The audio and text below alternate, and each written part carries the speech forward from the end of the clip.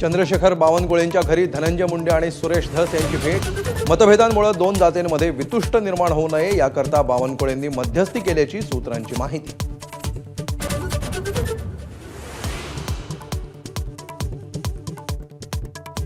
सुरेश धस यांना मुख्यमंत्री फडणवीसांचं पूर्ण पाठबळ।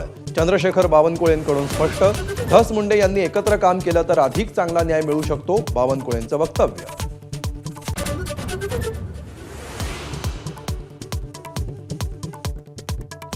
संतोष देशमुख हत्या प्रकरणातील एकही आरोपी सुटल्यास टोकाचं पाऊल उचलणार। धनंजय देशमुखांचा सरकारला थेट इशारा। तर सर्व आरोपींना फाशी होईपर्यंत लढा थांबणार नाही, धनंजय देशमुखांकडून स्पष्ट।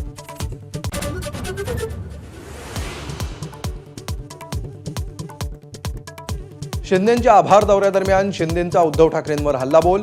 खोके खोके म्हणणाऱ्यांना जनतेनं खोक्यात बंद केलं, ठाकरेंवर टीकास्त्र।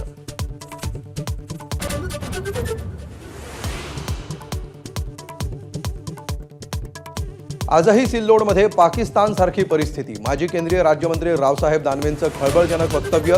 तर सत्तारांच्या वागण्याच्या पद्धतीमुळे सिल्लोडमधील जनता नाराज, दानवेंचा सत्तारांवर घणाघात।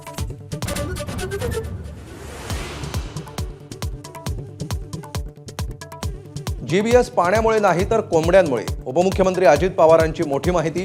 कोंबड्या नष्ट करण्याची गरज नाही तर अन्न चांगलं शिजवून खा, दादांचा सल्ला।